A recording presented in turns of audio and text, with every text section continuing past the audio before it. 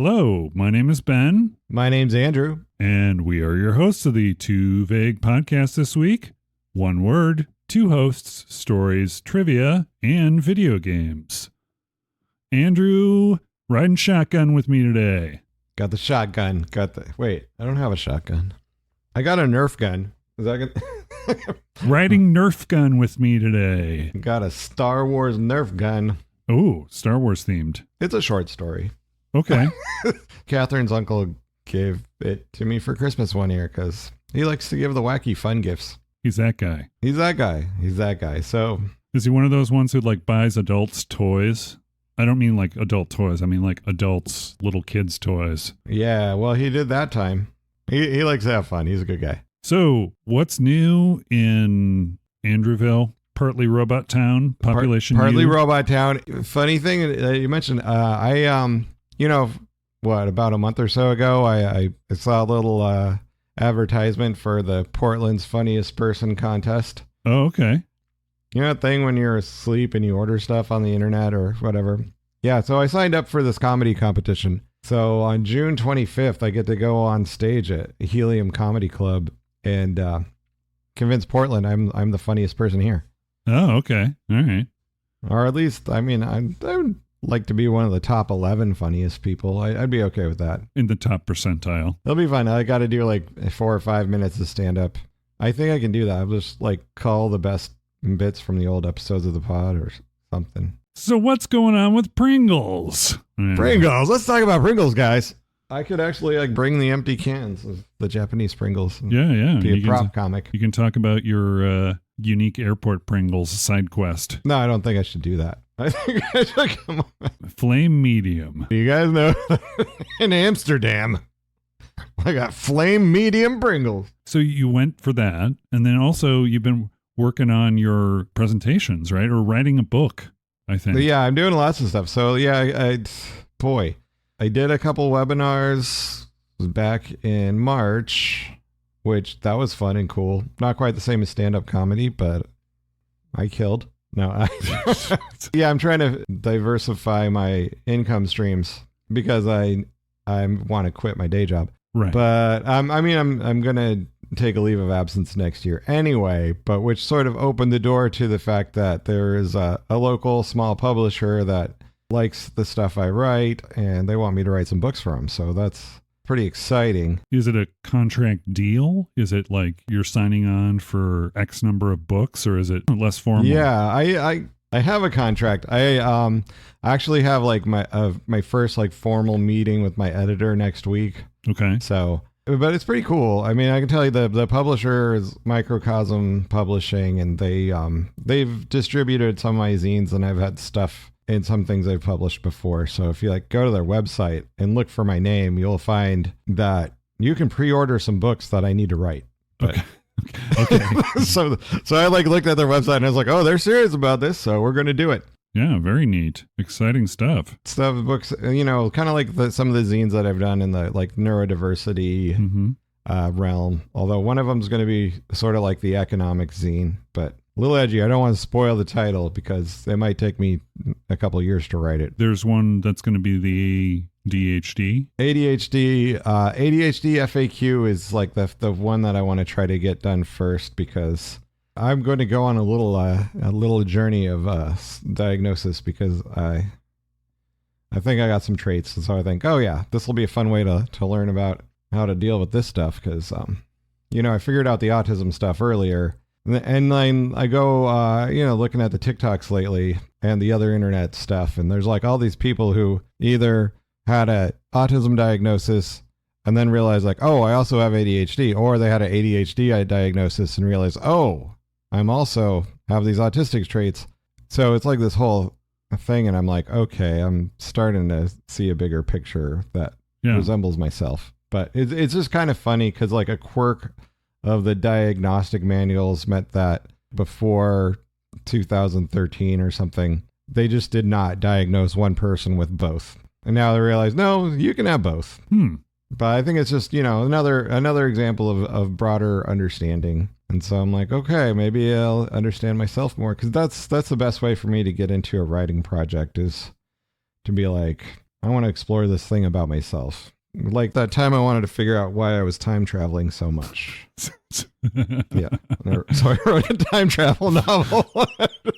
Like, why do I keep on eating those dang fish tacos? I don't know. Man, the fish tacos, and I wake up in bed with a dinosaur. In the Larryverse, is it one big timeline? Yeah.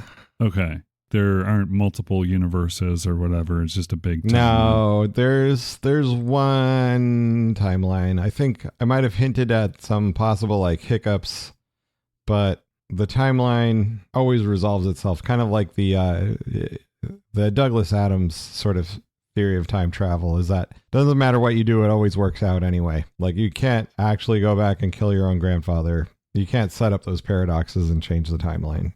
Right. Okay. I was just operating with that because otherwise it gets too confusing. Although I did do a thing where I decided that, we could like think of time like as a spatial dimension and see what happens when you go 1 minute up. What is it again that's in there? It's like a giant whale or something? It's a giant shark. A big old shark. Giant prehistoric shark floating around, eating stuff in the weird quasi fourth dimensional geometry of, Like you do. So that one, I still got to like compile the rough draft of that. This is the one that I think is the one you should focus on, not the time travel. I want to hear the time travel, but I want... The time travel that's just a little funsies. And yeah. Yeah, I like the self-help angle, the kind of like... I think so too. As you're exploring, you can figure things out as you're writing the chapters, but then wrap it all up at the end, right? Like what you've discovered. And yeah, that seems like a really interesting way to write it. That's the journey. Yeah, I think my best writing comes from when I'm like the basic curiosity and like I need to like figure this out. I used to write a bunch of rants. Oh, I remember. And back in the 90s times, I would just rants. Just filled with what was annoying me and irritating. And I realized it's hard to really hook in an audience with that. And you're just like stewing in your own toxic stuff. It's like, You're sort of expressing yourself, but you're also ruminating in that kind of negativity. Am I using the word ruminate correctly? I think so. I think so. Yeah. Either ruminate or marinate. Ruminate, marinate. I was going to say steep. Steep is also another one. Steeping in your negativity. Well, I'm really excited for all your stuff that's coming up. Yeah, I know. I like got a bunch of stuff. Oh, and there's like even one more thing. You talking about the new t-shirt design? Oh, the t-shirt. Oh man, there's two more things. Yeah, okay. You guys like Sporky. Yeah, I got a new Spork Theory t-shirt up on the TeePublic website. Right. Is that for the forthcoming Sporky zine? Yeah. Is it? That Sporky zine. I want to make a Sporky zine. I'm not exactly sure the whole angle on that yet. It's like one of those things where like I have this vague idea of a project. I'm like, it'll all come together later, but right. I've got this idea of spork theory that I want to explore more, but I think what I might end up doing is like make that be the framework for like a anthology kind of comics zine, I think. Gotcha. So I made one little sporky 2-pager comic based on a premise. By someone. By Ben, but yeah. So I'm like, this is pretty fun. And now I'm like, okay, what else am I going to put in this? But so, look for a call for submissions. The other thing, there's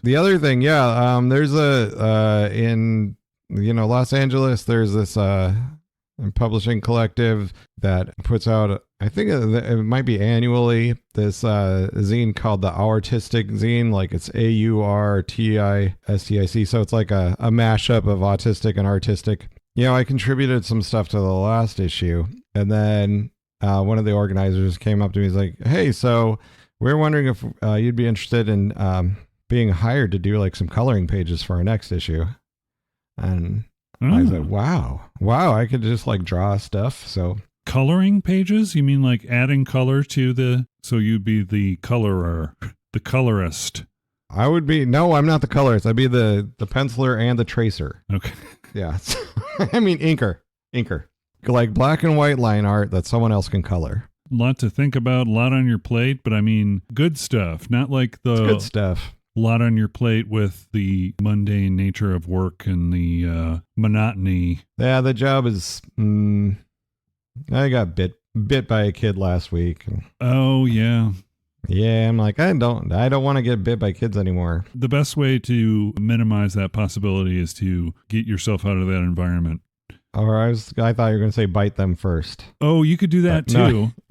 But that would probably have myself removed from that environment. I mean, maybe just saying I'm only going to be bitten by one kid from here on out. So, and just like, you're the kid that gets to bite me. And no. It's not good. It's not good. I mean, it's just been a year of a lot of too much in a lot of different ways. And so, I didn't do my daily sticker chart yet. I think I only have like 20 more days of school. So I'll be taking a break from the day job, and then I'll have time to do this. And then the baby is primary. Very cool.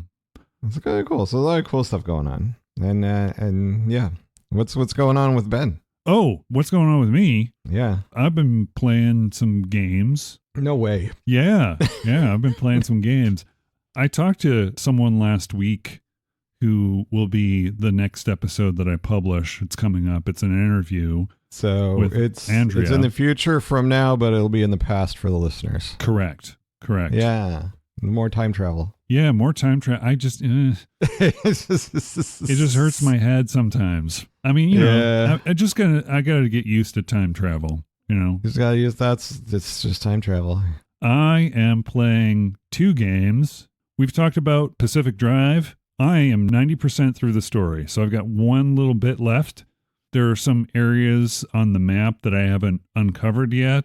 You go through each one, you get little bits of lore by exploring all the different areas. You'll find these recordings and you'll find these other writings scattered throughout the environments as you loot all the different places. I think the last time we spoke, I was only talking about the normal sort of stuff that I see in the environment, but now things start to get weird. As you get close to the epicenter of where this whole event started, it just gets more dark and weird, and you've got different things that will take your stuff or pickpocket you or grab onto you a little bit. Not hurt you too much, but it's still a great story. I still got my super cool station wagon. All right. Is the station wagon still mad at you? No, station wagon is all fixed now, actually. Okay, good. I fixed all the personality quirks. Actually, that doesn't sound very good, does it? You can't fix someone. You know? if you think you can get into a relationship and fix someone, you're wrong. As soon as the words came out of my mouth, I thought that I was like, oh yeah, that doesn't sound too good. I mean, yeah, maybe I should just leave the station wagon with all its personality. But I'll be separated from it soon, and it'll go on its merry way. I mean, that's what's supposed to happen. But yeah, that's still fun. There's also another game that I started playing, which is this poker-themed roguelike deck builder sort of game. Oh. Developed by a person who goes by the name of LocalThunk. LocalThunk. LocalThunk. And they developed this game, Balatro. Do you know what that means? No. Not what Balatro means, no. Apparently Balatro is Latin for joker or fool. Oh. Let me just make sure. Yeah, Latin definition, Balatro, Balatronus. Okay. Third declension, noun, gender, masculine. You told me what declension. We don't really decline our nouns in English. It's right. Yeah. Like in English, basically we have like your nominative and the possessive case. You put the apostrophe S on and you've made something a possessive noun. But Latin has a lot more cases. I think like 6 cases. I think you mentioned that previously. Yeah, and I don't really, I mean, I'm saying those words, I don't fully understand it. Yeah, there's a reason that language is dead. Yeah. Here's the thing that troubles me is there are enough people online going, does anyone know what Balatro means? And it's like, yeah, you can search. I mean, you're going online. Yeah, you can find it. Yeah, definitions of words is pretty easy to find. But whatever, you know. Anyway, this game, Balatro, has this sort of poker-themed dynamic that bases itself off of blinds. So when you play poker, there's a blind, and the blind is basically how much money you need to put forward in order to meet the... Something like that. Yeah.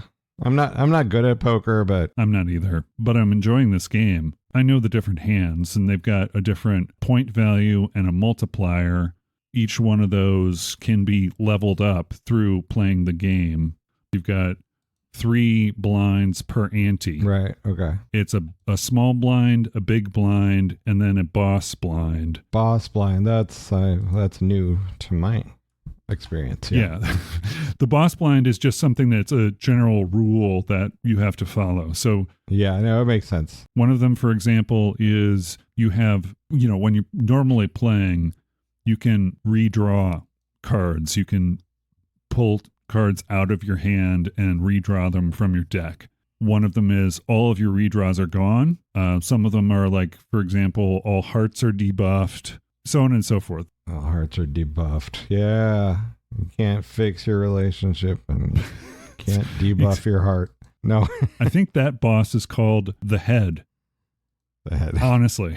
But anyway, they have really clever things for these. Yeah. In between each blind that you beat, the small blind and the big blind have tags.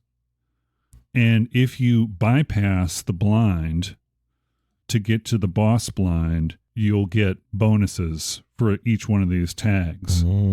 Sometimes you'll get extra cards. Sometimes you'll get at the card store where you buy your card packs. You can refresh your Joker selection for an amount. These tags impact that. So, and those are random too. So throughout the game, you're playing against the blind, and then you go to a store where you can buy different kinds of cards that have different modifiers on them. You add modifiers through the game.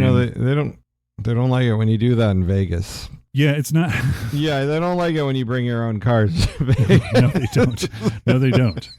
I had someone ask me if this game is something that you could play with your own cards. It's absolutely not something you could play with your own deck of cards. No, you couldn't. No. Because what happens throughout the game is you're adding cards, you're subtracting cards from the deck, you're changing the suit of cards. And in each Joker, you can, you randomly get these Jokers that are placed at the top that give you certain bonuses under certain condition. Right. And each one of those Jokers can also be a special type that's like holographic or foil. Also the same way, the cards can be any one of a number of different sort of statuses that will give you additional things. Like one will give you more money at the end, or one will, if you play this card, it draws an aura card, which can change all the cards. There are 2 types of things like aura cards and arcana cards, and those can impact various rules of how you get Jokers or how you get cards into your deck. Then, of course, the other 2 types of card packs are planets, which will up the level of whatever the thing you play is. So let's say, for example, you've got a level 1, 3 of a kind. You can level that up and then get a higher point value and a higher multiplier when you play that.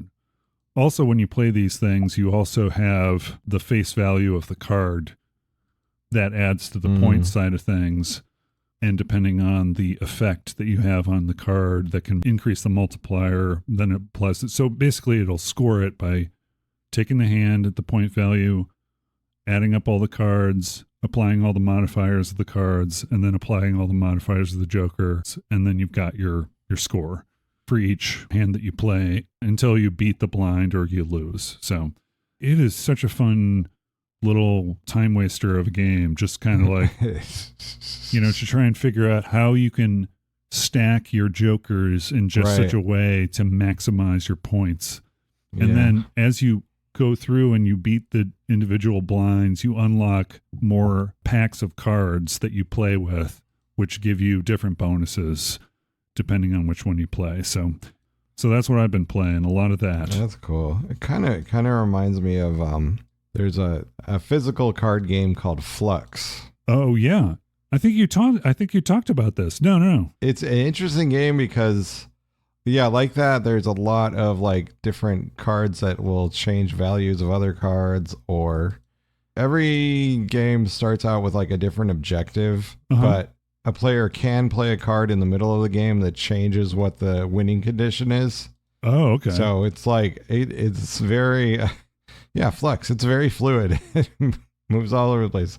It's pretty fun, but yeah. That's similar to this. It's like each enemy that you have, you kind of have to figure out the best way to play your cards in each situation. Yeah. I sent you a video about this where it was a game design exploration of Balatro. Right. I don't add up the score on the calculator before I play the cards, but apparently there are some people that are doing that. Oh, I bet there are. There's a question like, is that a flaw or is that not a flaw? And I think, there are things like that that will rely upon how people play the game and how they get their enjoyment out of the game, but you can't give everyone every single feature. And I think right. The reasoning behind not doing this like score preview, which you could probably do, is because it kind of takes the fun out of it. Or at least, for some, or I would say the majority of people, it would take the fun out of the whole. I think so, yeah. Playing these things and seeing what happens. Right. And as it stands, you've got some really powerful tools that you can use while you're playing. One spot, I'll tell you what your point values are for all your different hands and how many times you've played your hands, right?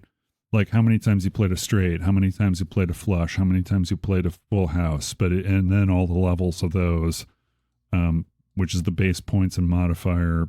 Also, you can mouse over your card, but I mean, those are things that you can reference to. It doesn't impact the flow of the game, whereas calculating is something different. So anyway, it is such a fun game. Really enjoying my time with it. So that's what I'm up to. Wild. And it's got Wild. It's got Balatro. The Jokers are named different things. I sent you one that was the Hanging Chad Joker. Right. I was like, oh my God. Yeah, which it counts. Like too soon. Yeah, no, right. That one was made by AI Gore. But anyway. AI Gore, yeah. What it does is it adds multiple times, right? The Hanging Chad. Right. The Hanging Chad. These things have a lot of humor in them. They're like hundreds of different Jokers that you can unlock and find as you play. So it's a very cool card collecting game that seems very simple. It is definitely one of those easy to learn, lifetime to master kind of games. So that's cool. Yeah. What are you playing? What am I playing? I'm playing Minesweeper. Oh, okay. No, not really. No, I'm like doing this. I'm doing something that's kind of insane. The Too Vague classic logo? Yeah. What I did was fine for printing up buttons, but now I'm like, oh, this could make a cool t-shirt. And then I look at it and I'm like, there's all these little things around the edges of the letters that I need to make go away. So I'm just going down like pixel by pixel and just deleting them. Smoothing them out. Turning them white. Yeah. There's color. I want to just have the white words on a transparent background. And so. Would it be easier if I just sent you the... Of course it would. Well, I don't know why I'm doing this the hard way, but... I could just send you what I got, which is just the white lettering. I can send that to you. Or even I can invert it and send it to you in black and white. And then you can just re-invert it and turn it back into white. I don't know what my problem is. You don't have... No, why I'm like just obsessing over... I'm basically playing Minesweeper. I was like, oh no, I clicked the wrong cell. I got to undo that. Ooh. In any case, did you really like my idea for Make America Vague again? I thought that was a fun idea. I wasn't quite sure what to do with it yet. Yeah, I'm not either. I might utilize that in the 3rd anniversary show. Okay. But we'll see. So, are you ready for this week's word? Oh boy, am I ready for this word. Yes. Yeah. We got a special request from another Ben that I work with. He's requested the word aliquot.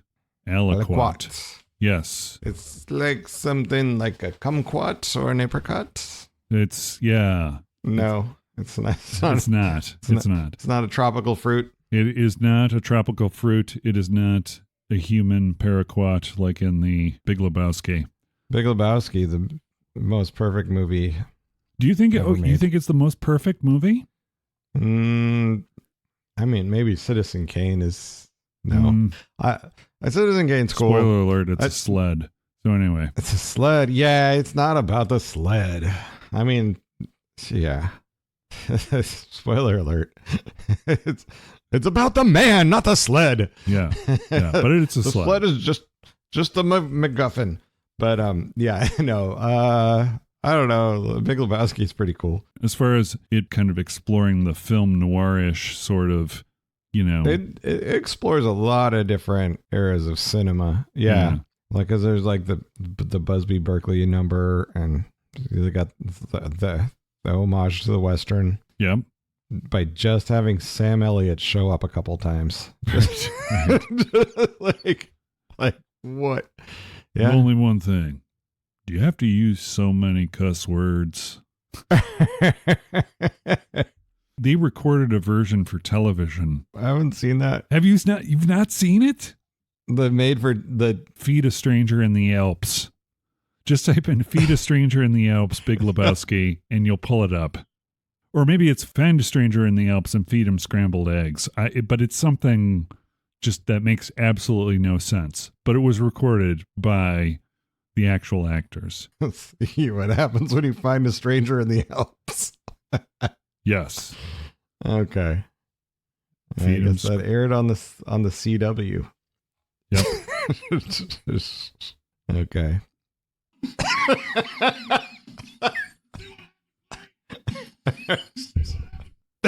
You find a stranger in the Alps. Okay. And feed him scrambled eggs. Yeah.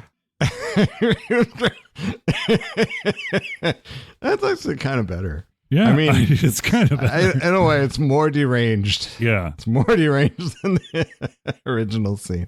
It's one of those movies that either you appreciate it or you don't, right? Yeah. It's very, very polarizing as far as people who enjoy Coen Brothers movies. But some people enjoy it so much that they have entire conversations with their hiking buddies. And I'm talking about my dad now. Oh, okay. Oh, my God. Yeah, no, my dad and his friend Yasik, who, they used to do Grand Canyon hiking all the time. Right. And so my dad's from Tucson, and Yasik's from Chicago, originally from Poland, but in Chicago now. As sometimes happens in life, right? People move from Poland to Chicago because some people do, yes, to get away from the Ruskies. Yeah. Yeah. No, I don't know. Feeding strangers. Feeding strangers. Yeah, they don't want to find any strangers in the Alps, so they came to right.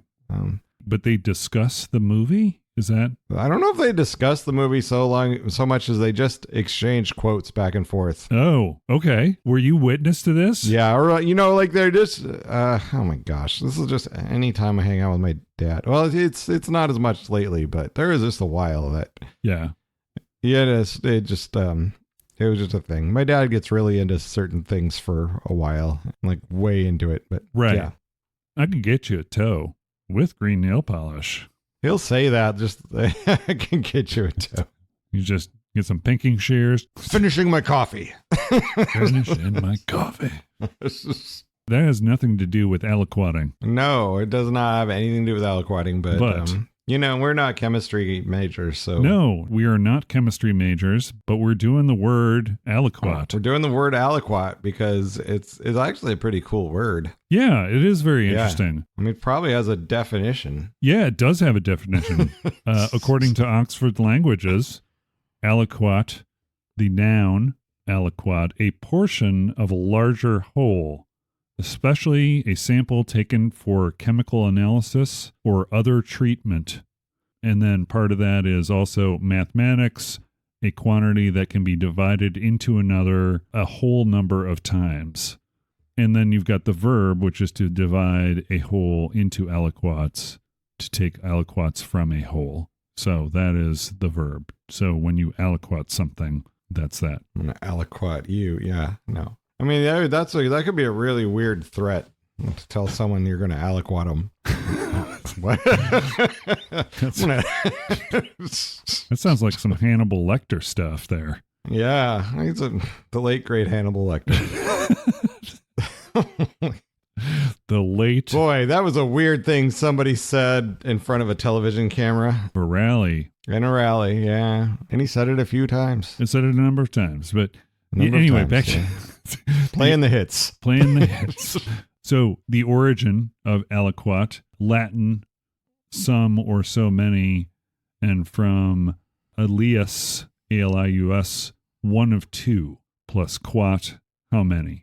So that is What? aliquot. Aliquot. Did you see the Google Ngram viewer on this? Wait a minute. I like it when you try and figure out trends of the Google Ngram viewer. Some of your theories are interesting. So many theories. Oh yeah, you mean the one? Geez, why isn't it showing it to me? Because we were talking about this before, right? Like the engram that shows it where it was being used over different times. Right. And it seemed like it was like it's kind of lull, and then it like picked up during like the 1700s, 1800s. Yeah, like peaked around 1950, and then just tanked. Yeah, 50s through probably the 70s or maybe through the 70s. Yeah, at some point. But then, and I don't know, by tanked, it just slowly declined. The era of big chemistry, when DuPont was king. Yep.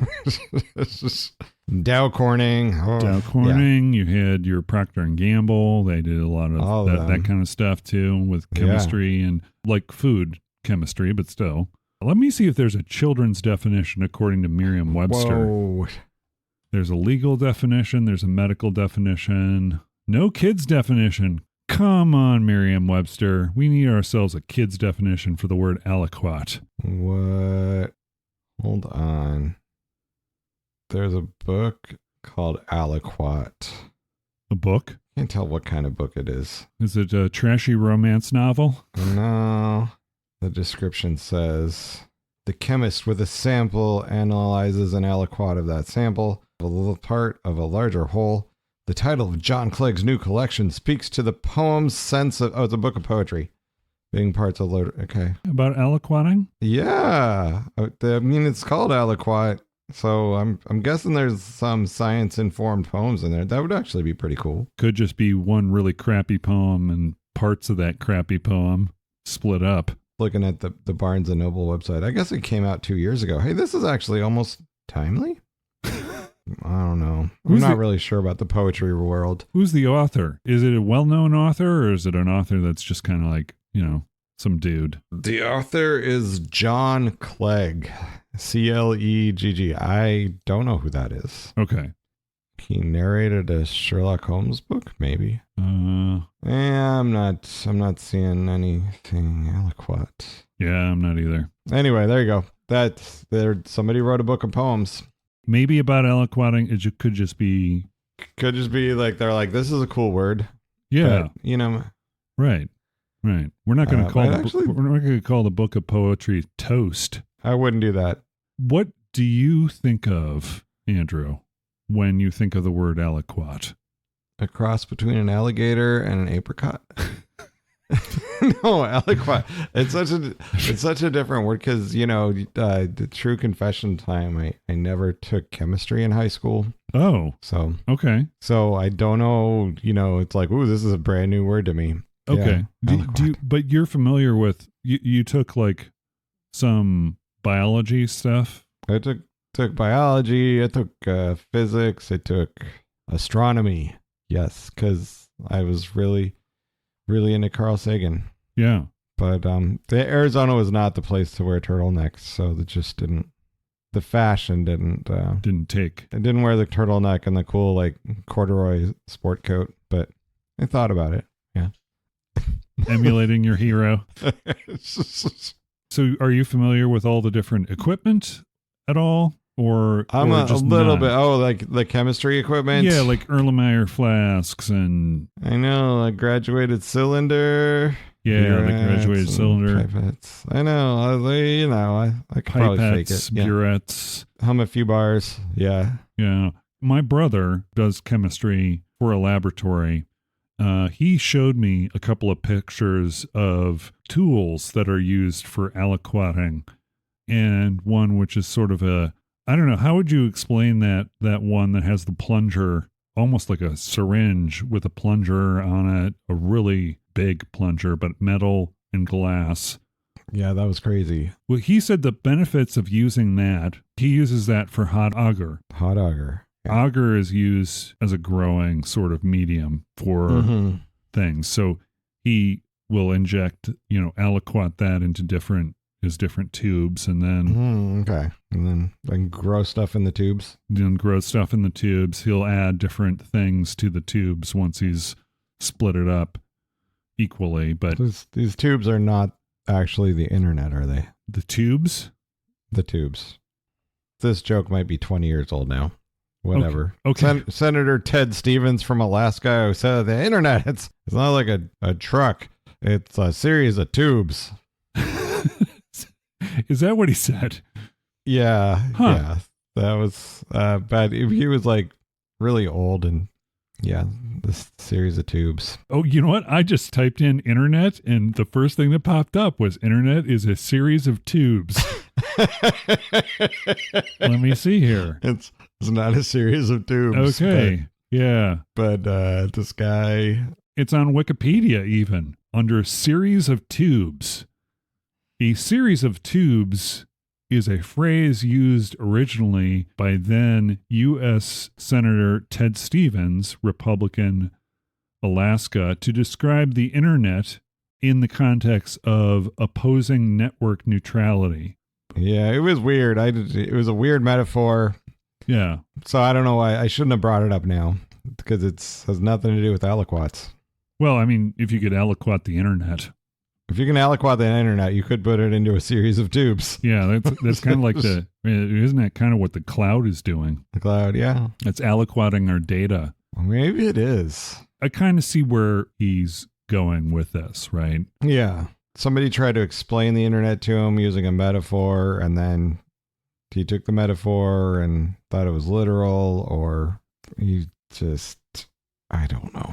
So if the internet is not a series of tubes, what is it a series of? It's not a series. It's a net. I think it's the Rockford Files.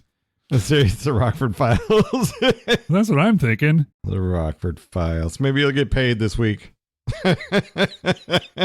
Oh, Columbo. That's what it is. It's got to be Columbo. Yeah. Yeah. Columbo. Yeah. What is that guy's name? Peter Falk? Peter Falk. He is in one of my favorite movies, the movie Vibes. I need to watch Vibes. You've never seen Vibes? I don't think I've never seen Vibes. I think it's just been so long that I need to see it again. Okay. I know that it was like on cable in that time when I just watched TV all the time. Right. I know it's been on in the room while I was there. Did I watch it from beginning to end? I don't know, But yeah, it's Jeff Goldblum and Cyndi Lauper, right? Yep, and Peter Falk. Those are the main. And Peter Falk. Yep. I got a couple favorite lines from that movie. Speaking of going back and forth on lines, like, yeah, not that you're annoyed by your dad, but whatever. I've long outgrown being annoyed by my dad. Okay. My mom, on the other hand, but no. How do you say cookies in Spanish? I know how to say milk. That's leche. That's my Peter Falk saying that line. And then also, I can feel immense psychic turbulence. And then he says, maybe someone's getting a sponge bath. I know that makes me go crazy. So there you go. That's what the internet is. It's the series Columbo. It's Columbo. Yeah. But anyway, back to aliquoting. So aliquoting, you said that the tubes thing is what we got onto that. What is there anything else besides the alligator apricot? Alligator apricot. Oh, what does it make?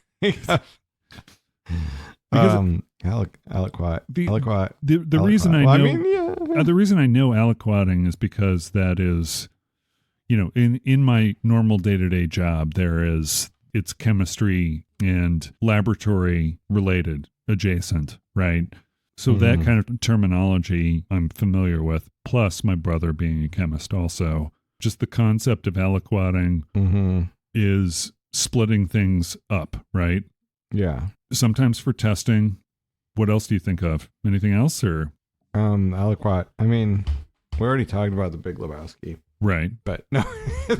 The human paraquat. Reminds me when the dude calls the Big Lebowski a human paraquat. Which once again, that is some sort of a plant. It's a defoliant. Yeah. It's like it's a plant killer that was used removed from the market because I think it causes cancer. Apparently poison is bad. Apparently. Develop a poison to kill things, and it kills other things too. It's bad. Right. You don't usually test what it can kill. Let's see if that kills this baby. You don't test that kind of stuff when you're testing. Nobody's really willing to let their babies be test subjects for these things. Not usually. Not these days. No. So with the aliquoting, if you were to explain, right now you work with kids, I don't know if you will ever have the opportunity, you probably won't, to use the word aliquot with students. I wouldn't say never. Who knows? Maybe I'll, after my little leave of absence, I'll end up in a high school or something. Or let's just think about this in the future, chemistry, homework with baby CJ. Oh, yeah. Right? Yeah. How would you explain aliquoting to a 5-year-old? What they explain aliquoting is basically when you take something that's a mixture of stuff and you portion it out into little portions that have the same proportions of the mixture within that. Yeah. So you've got this, how do you explain proportions to a 5-year-old? Oh, I don't know. I would use homogeneous. They see it on the milk all the time, right? I know. I'm like, oh, okay. So for 5-year-old, okay. So we have a big bag of M&Ms, and we're going to make some little aliquot samples where each aliquot sample has 5 M&Ms in it. Right. And that's one of each color because that is, or we've got a bag of M&Ms. We count out those M&Ms. And then we no 5-year-old's going to, they're just going to start eating the M&Ms. Yeah, that's true. How about this? How about a pizza?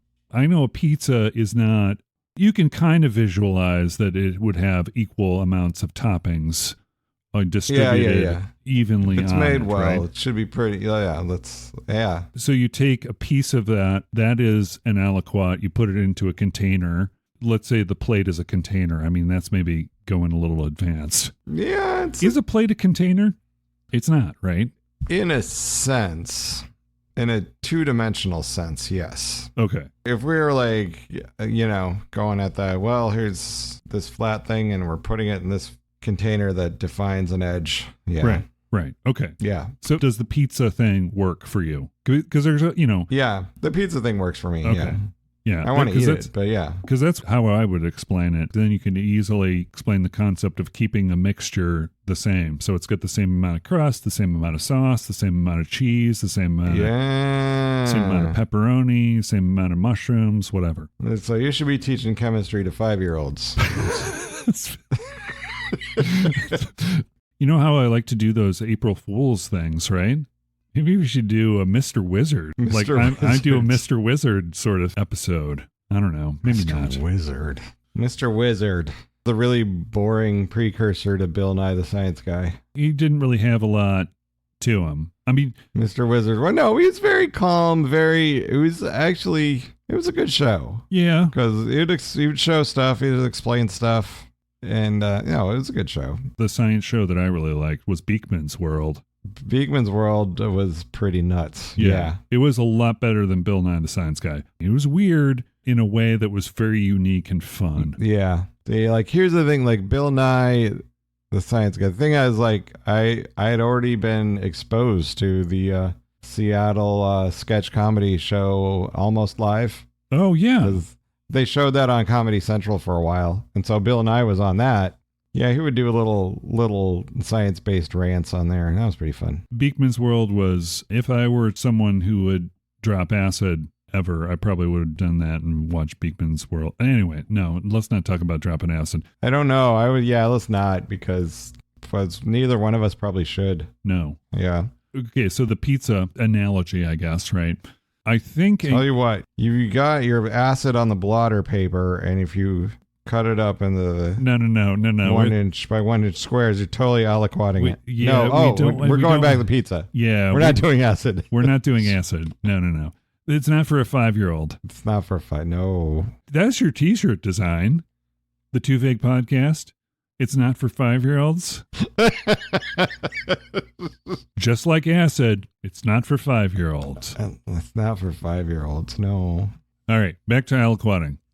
Aliquoting. Yeah, okay, fine. We talked about pizza. Pizza. Yeah, it's important to aliquot your pizza. It's very important. Well, in Italy, they don't really aliquot the pizza. No? No. Like, you get a pizza on a plate, and it's not cut up into slices. You knife and fork it. Unless you go to a place that's in a high tourist zone, and then they make it all American for you. But okay. But in general, they just serve it that way, and then you got to work for it. We're not going to work for it. The traditional way is that it's like a personal like pizza, and you knife and fork it. Which brings us to the pizza sandwich. Oh, okay. I mean, have you ever done that? Where you take the 2 pieces of pizza and you make a sandwich? Exactly. Yeah. You just fold it over and you got a pizza sandwich. Fold it over, and that's like, it's very... Yeah. Yeah. I've done that. Yeah. I think we all have. Enjoyed it. Yeah. I don't know where I was going with pizza. I don't know. I think you're hungry. I could be. I could be. Move on to video games. If we don't have anything else to talk about. Oh, you know what? There is one thing I want to talk about, which is the aliquot jar method of sourdough bread. Do you make sourdough bread? Oh, right. I don't make sourdough bread. Yeah. I've observed that once you start making your own sourdough bread, the starter takes over your entire refrigerator. Right. You have to have... Yeah. It actually, oddly enough, is a sort of a chemistry, like if you're into chemistry or you're a chemist, it's one of those hobbies that I would tend to believe that if you enjoy doing chemistry, you enjoy doing that or brewing beer. Oh, yeah. Right. Brewing beer. Or, those are definitely chemistry hobbies. Yep. Yeah. Any kind of baking. All the aliquot jar method is basically you take a bit of the sourdough, a piece of it, and put it into a jar. And then you put the jar into the dough so it's all the same temperature. When you see that it's reached the jar, its size, that's when it's ready to go. But there's a lot of tweaking, right? Because yeast is so sensitive. Humidity even impacts it, right? The aliquot jar method is a way, I guess, a tool for judging when you're ready to go with your sourdough. Wow. Now, on to video games. Okay. So any idea what I'm going to talk about for video games today? Dr. Mario? No, that's a good guess, though. I am going to talk about a game called Tapper. Tapper. Yes.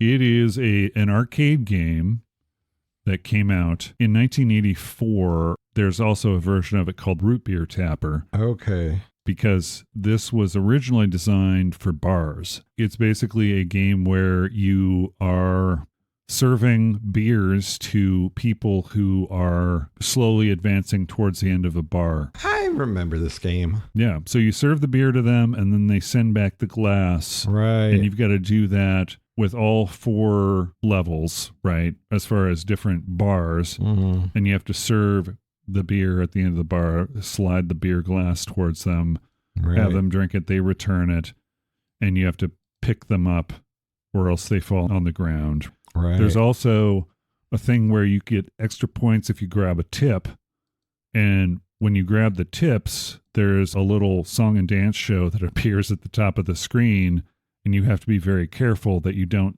serve those people beers while they're looking up at the dance thing, because then the beer will go off the end of the bar and shatter. It was originally sponsored, actually, by Anheuser-Busch. So all of the original games were made with the Budweiser. Budweiser, Yeah. The king of beers. Even the music is... Yeah. It was made by Bally Midway, but developed by Marvin Glass and Associates.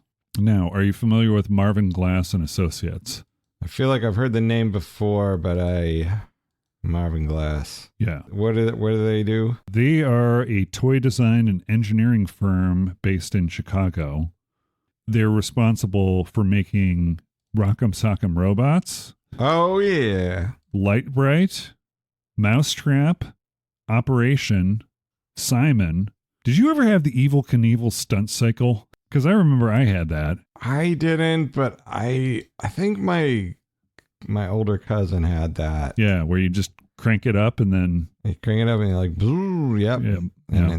My brother had one that was a car, and what would happen is it would hit things and then the car pieces would fly off the vehicle. Mm. So that company, Marvin Glass and Associates, they designed this game, Tapper.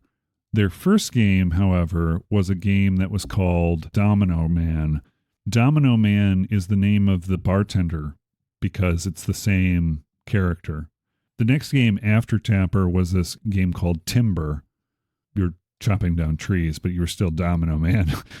But Domino Man was, the whole purpose was you were setting up dominoes, but there were things walking on the screen that you would have to keep away from the dominoes, or with timing, put them down so quickly that they wouldn't knock the whole thing down. The very first game, Domino Man, had that as a premise, but it wasn't nearly as big as Tapper. Tapper was pretty universal, very, very fun, addictive gameplay. Aliquoting beer, right? Is that what you're doing? Yeah, technically. I don't know if that was a lame way to tie it into video games or not, but that's what I thought of was Tapper. Yeah. And now I'm like, let me talk about Budweiser. Oh, no. Yeah, talk about Budweiser. What are you... Okay, well, this is the thing. When I was in Europe this summer, I got a bottle of Budweiser. Right. But it's not American Budweiser, because in Europe, Budweiser is actually a beer that's brewed in the Czech Republic. And like they've been calling it Budweiser for hundreds of years. So it's way older than American Budweiser. For a long time, it was marketed in the United States as Budvar, but now they have to call it Czechvar because Budweiser is not too excited about that. Okay. They had an ad campaign at some place. It was like, they called it the beer of kings. Oh, it was like Budweiser's the king of beers. And so Anheuser-Busch really didn't like that ad campaign and they put the smack down on. Oh, did they sue or something? Something happened, yeah. Yeah, because I think it was hard to find in the United States for a while, and then it started getting imported, and then they're like, wait a minute. Protect their brand name, even though it's been brewed in Czechia since the 1600s or whatever. Right. Go figure. I don't know. It's better in Europe than America, but whatever. Here's another interesting thing about Domino Man, the character Domino Man. Domino Man. Yeah, tell me. It was based off of the guy that taught the artist for the game art. It was actually he had this crazy handlebar mustache and oh yeah. Oh. So the look of Domino Man is this Mike Ferris, that guy who taught Scott Morrison, the person who did the artwork. Mm-hmm. And he has a very distinctive style. I mean, all three of these games have a very similar art style. Yeah. There was another game that came out that had a similar style to this that was called Xenophobe. Ooh, Xenophobe. I feel like I remember that name, but... Xenophobe. It's about aliens, right? And being afraid of them. Or shooting them. Yes. The Xenophobe video game, which came out in 1987... But it had sort of a similar character design style, I thought. A lot of the Bally games of that middle 80s, when you did cartoony sort of characters, they looked very similar. There was also another game that Bally came out called Zwackery, which also had sort of a very similar style character. Oh, yeah, that's what it was. Yeah. Yeah. There was also Cosmic Cruiser. But I mean, all these different games from the arcade era of that time had, like I said, this similar art style. But Xenophobe, very distinctive. No Domino Man in there, though. No. That's right. You're just shooting aliens. Yeah. And as your daughter explained to me, like the movie Alien with a and the Yeah. xenophobe. Cool game. Are there any other arcade games that make you think of aliquoting? Oh man. Dig Dug? No. Not Dig Dug. Nah. Yeah, I didn't quite understand why, if you were digging in, like earth, why you would have a bicycle pump. Dig Dug was a fun game, though. It's a fun game, yeah. But the what's the story? It doesn't make sense. At least Q*bert doesn't look like anything. Speaking of Q*bert, did you ever see the movie Wreck-It Ralph? Yeah. So when Wreck-It Ralph goes to the bar and talks to the bartender, that is Tapper. Oh, that's Tapper, yeah. That is Domino Man from they call him Tapper, but yeah, he's actually Domino Man in the actual arcade game lore. Right. But there's that, and then he goes back to, you see him on the screen doing his thing. Wreck-It Ralph. And also Q*bert, they were in the train station begging for change. Yeah, that was so sad. Did you like playing Q*bert? I played it a couple times. I mean, I remember it existed. I don't think it was my go-to game. One cool thing about that arcade game, they have a clacker at the very bottom of the arcade machine. So when you jump off the edge, like accidentally or whatever, you would hear him go, ah, and then it would clack at the bottom of the... Yeah, so they put that in there to add a little bit of humor to it. So right. Oh, Q*bert. Cute little guy. Yeah. Weird speech impediment, but cute little guy.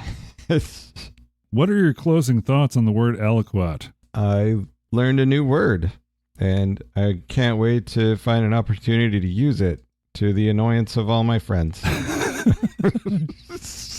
If you can't annoy your friends with new words, who can you annoy? I will go next time. The next time I go to the tavern, I will say, "Oh, please, dear good sir, could you aliquot me a nice pilsner?"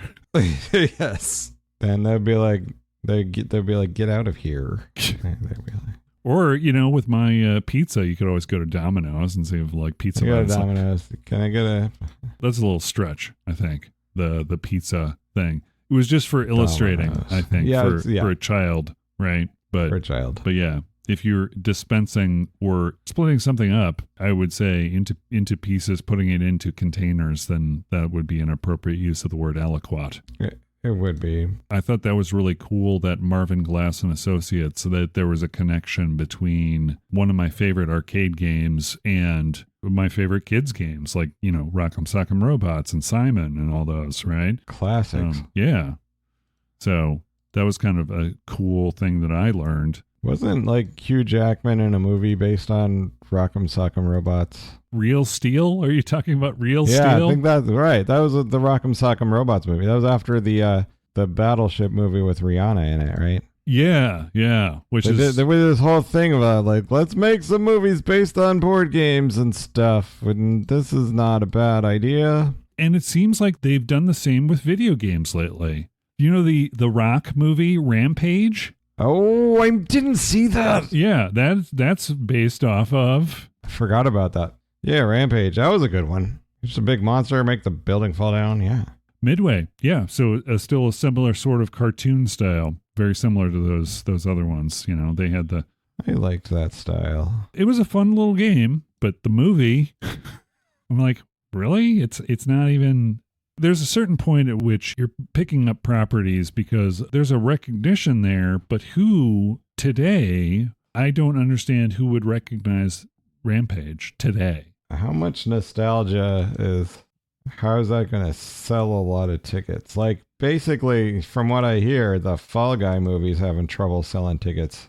Yeah. I didn't go see it because I'm busy. Also, I'm not surprised. Because I'm like, I was like, saw the commercial and I was like, I think I'm the only one excited about a Fall Guy movie. This is a bad sign.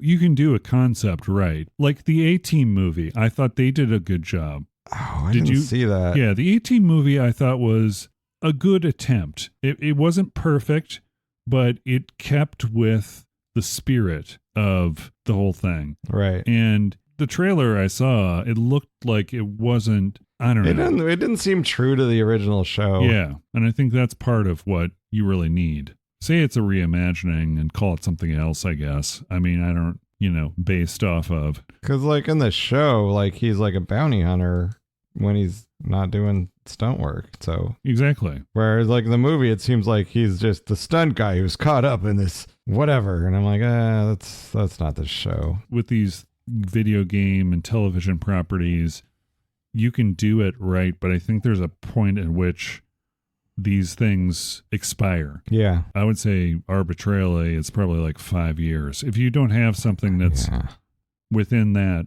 You're saying I shouldn't expect a Greatest American Hero reboot anytime soon? No. Yeah. So that's it for our aliquoting discussion. Are you going to do some chemistry? No, I don't think so. No. No, I got too many other projects. Okay. Chemistry later. Chemistry. Like, I could I don't really want to start brewing my own beer. I'd probably make an explosion or something. I don't know. Yeah, I don't have any chemistry adjacent hobbies. The only chemistry like I do is every once in a while I'll mix up some ready mix concrete, Oh, yeah. But I don't like, that's messy. I don't like doing that. I have no chemistry. Anyway, okay, well, thank you, audience, for joining us on this week's episode of the Too Vague Podcast. My name is Ben. My name's Andrew. And we've been your hosts. Have a wonderful night. Bye. Bye.